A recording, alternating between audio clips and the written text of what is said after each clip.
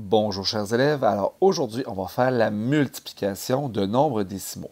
La multiplication de nombres décimaux, elle est quand même relativement simple lorsqu'on suit les étapes. Voici justement les étapes. Donc première chose, il faut placer les nombres et quand on fait la multiplication de nombres décimaux, on ne s'en préoccupe pas de la virgule. Je vais te dire qu'est-ce qu'on va en faire par la suite. Donc on place sans tenir compte de la virgule, on aligne tout ça à droite. Ensuite, on effectue les multiplications comme si la virgule n'était pas là. Donc, la virgule, elle est complètement oubliée jusqu'à présent. Quand on a notre résultat, on compte le nombre de décimales dans les deux nombres.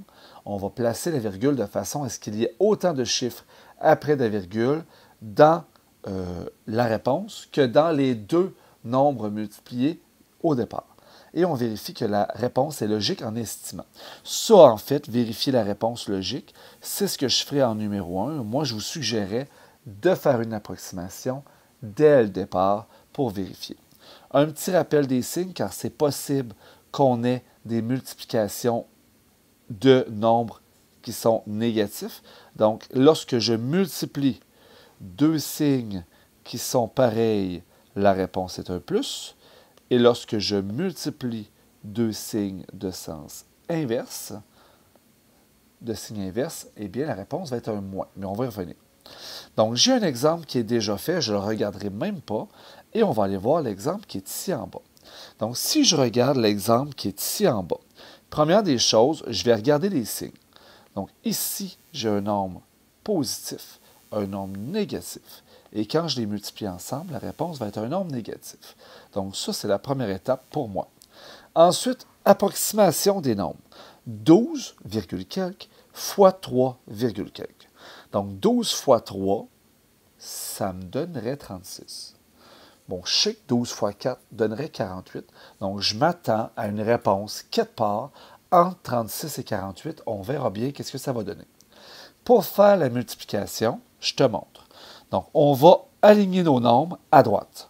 Donc, ça va me faire 12,4 fois 3,5.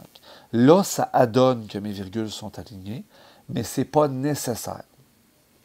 Et quand je fais ma multiplication, je fais comme si la virgule n'était pas là. Donc, je vais faire 5 fois 4, qui me donne 20.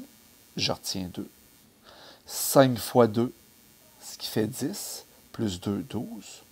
Je retiens 1. Et 5 fois 1, ce qui me fait 5, plus ma retenue, 6. Là, moi, je vous suggère fortement d'effacer vos retenues, parce qu'on va se mêler.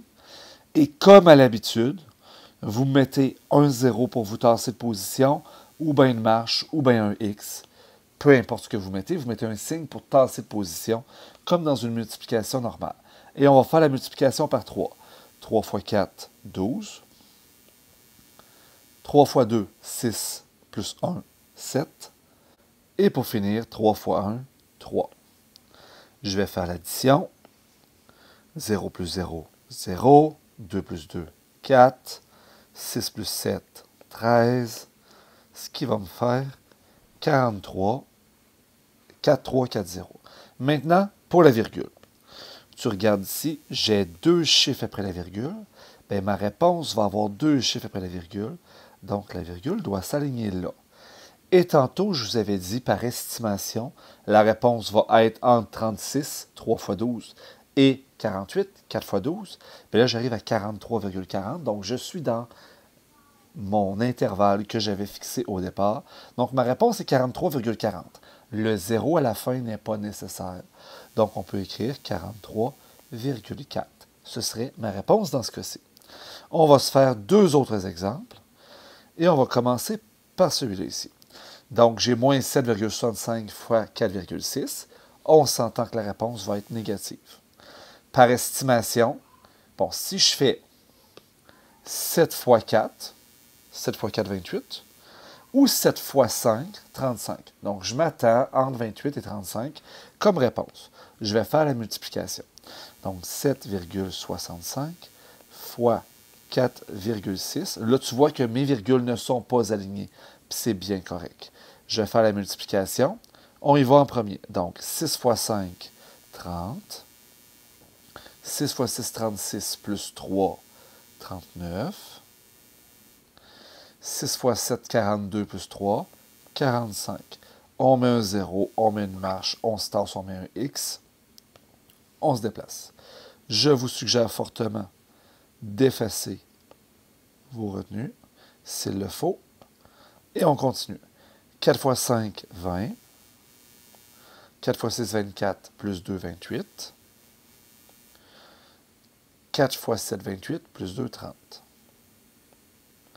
Je vais additionner 0, 9, 13, 5 et 3. Je compte mes décimales. J'avais 1, 2, 3 décimales.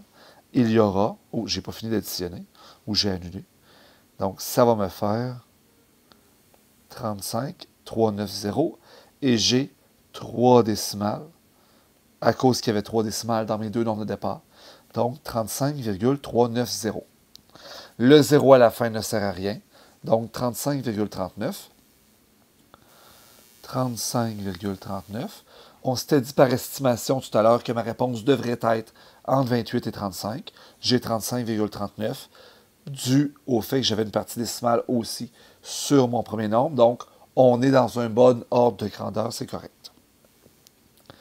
Dernier exemple, moins 3,8 fois moins 11,7. Celui-là ici, ce qui est intéressant, et ce que je vous suggère, c'est que moins il y a de chiffres dans le deuxième nombre, mieux c'est pour faire la multiplication. Moi, je vous suggère, à la place, de faire moins 11,7 fois moins 3,8. On a le droit de faire ça parce que la multiplication, elle est commutative. Bon, maintenant, j'ai une multiplication de deux nombres négatifs. La réponse va être positive. Donc, je vais faire la multiplication. 11,7 fois 3,8. Les virgules sont alignées, mais ce n'est pas nécessaire. Ça a donné le même. Et je fais la multiplication. Donc, 8 fois 7, 56. Oups, 56. Non. 8 fois 1, 8, plus 5, ça fait 13. 8 fois 1, ça fait 8, plus 1, ça fait 9. Je mets un 0, je mets une barre, je mets un X, peu importe. 3, et là, je vais effacer les retenues. Puis j'ai effacé un en passant. Je continue. 3 fois 7, 21. 3 fois 1, 3, plus 2, ça fait 5. Puis 3 fois 1, ça fait 3. J'additionne. 6, 4, 14, 4. Je vais regarder mon nombre de décimales. Il y en a 2. Il y a donc 2 décimales dans ma réponse. Donc, 44,46. J'aurai une réponse qui vaudrait 44,46. Je vais vérifier logiquement. Donc, si je regarde ici, avec mes nombres de départ, j'ai un presque 4 fois plus que 11. Donc, 4 fois 11, c'est 44. Puis 4 fois 12, c'est 48. Donc, entre 44 et 48, ça a bien de l'allure comme réponse. Donc, c'est terminé pour cet exemple-là. Et ça va être terminé pour cette partie sur la multiplication de nombres décimaux.